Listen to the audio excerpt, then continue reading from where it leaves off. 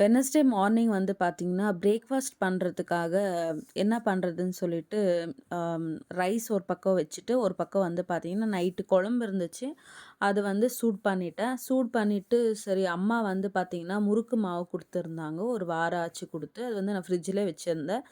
சரி சித்ரான்னா கொஜ்ஜு இருந்துச்சு. அதுக்காக நான் வந்து என்ன பண்ணேன், சித்ரான்னா செய்யலான்னு சொல்லிட்டு, ஒரு பக்கம் குழம்பு சூடு பண்ணிவிட்டு ஒரு பக்கம் அரிசி கழுவி வச்சுட்டு, இன்னொரு பக்கம் வந்து பார்த்திங்கன்னா, முறுக்கு மாவுக்கு வந்து பார்த்திங்கன்னா, தண்ணி வந்து கொஞ்சம் சூடு பண்ணி நம்ம வந்து மிக்ஸ் பண்ணா தான் நல்லாயிருக்கும்.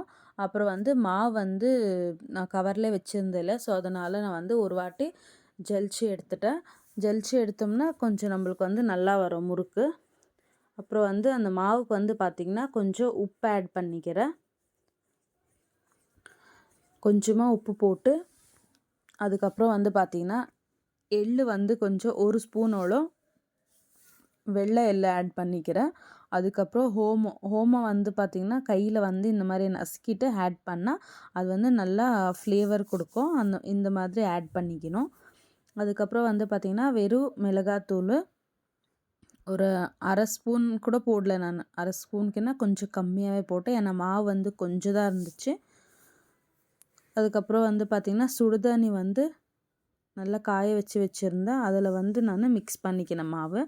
மிக்ஸ் பண்ணிவிட்டு அதுக்கப்புறம் வந்து பார்த்திங்கன்னா, முறுக்கு செய்கிறதுக்கு எல்லாமே ரெடி பண்ணிக்கினேன். இன்றைக்கி வந்து நானே வந்து பார்த்திங்கன்னா, எப்போவுமே ஈவினிங் தான் வந்து ஸ்நாக்ஸ் செய்வேன். இன்றைக்கி வந்து காலையிலே வந்து சரி முறுக்கு செய்யலான்னு சொல்லிட்டு, ரக்ஷிக்கு வந்து முறுக்கு ரொம்ப பிடிக்கும்.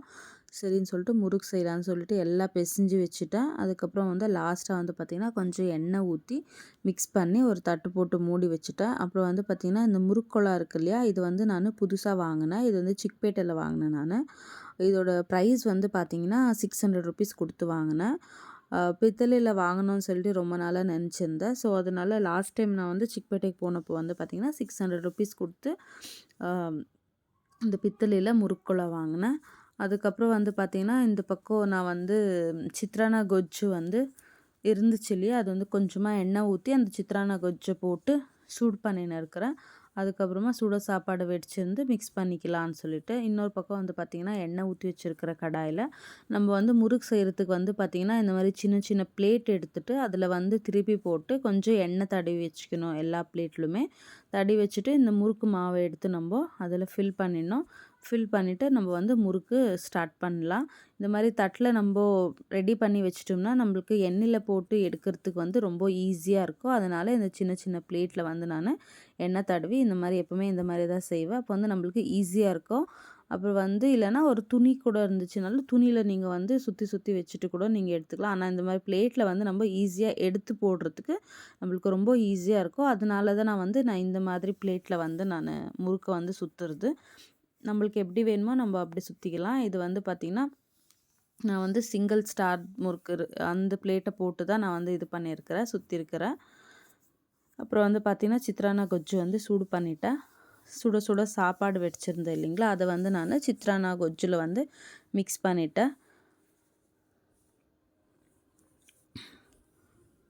எண்ணெய் வந்து இன்னொரு பக்கம் கடாயில் காஞ்சின்னு இருக்குது. எண்ணெய் காஞ்ச உடனே நம்ம முறுக்கு மாவு வந்து நீங்கள் வந்து ஓப்பனாக வைக்கக்கூடாது. காஞ்சிடுச்சுன்னா நல்லா வராது.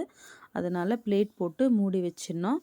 அப்புறம் வந்து பார்த்திங்கன்னா, எண்ணெய் காஞ்சிடுச்சு. நான் முறுக்கு வந்து இந்த மாதிரி தான் சுற்றி வச்சுருந்தேன் இல்லைங்களா, முறுக்கு அதை வந்து நான் எண்ணெயில் போட்டு ஒன்றா ஃப்ரை பண்ணி எடுத்துக்கிறேன்.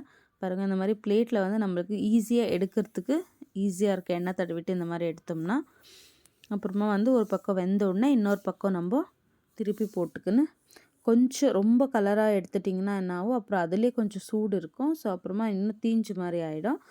ஒரு 90% வெந்த உடனே நம்ம என்ன பண்ணோம், எடுத்து வச்சிட்டோம்னா இன்னொரு 10% அதில் இருக்கிற எண்ணெய் சூட்லேயே வந்து பார்த்திங்கன்னா, முறுக்கு வந்து நல்லா வெந்துடும். அப்புறம் கிறிஸ்பி வந்துடும். ஸோ அதனால் நம்ம 90% வெந்த உடனே எடுத்து பிளேட்டில் சர்வ் பண்ணிக்கலாம்.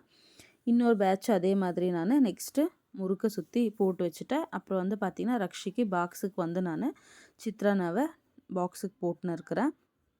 அந்த சித்ரானாக்கு கடிச்சிக்கிறதுக்காக தான் நான் வந்து இப்போது முறுக்கே செஞ்சுருந்தேன். என்ன பண்ணுறதுன்னு சொல்லிட்டு திங்க் பண்ணின்னு இருந்தேன். அப்புறம் வந்து பார்த்திங்கன்னா, சரி முறுக்கு மாவு இருந்துச்சு இல்லையா, முறுக்கு செஞ்சு கொடுத்துடலான்னு சொல்லிட்டு அவனுக்கு சித்ரானாக்கு கடிச்சிக்கிறதுக்கு வந்து பார்த்திங்கன்னா முறுக்கு இன்றைக்கி வந்து அவனுக்கு பாக்ஸுக்கு வந்து அதுதான் நான் வந்து போட்டிருக்கிறேன். நீங்களும் இந்த மாதிரி வீட்டில் செஞ்சு பாருங்க. ஃபுல் ரெசிபி வேணும்னா நான் வந்து உங்களுக்கு வீடியோவில் அப்லோட் பண்ணுறேன். தேங்க்யூ.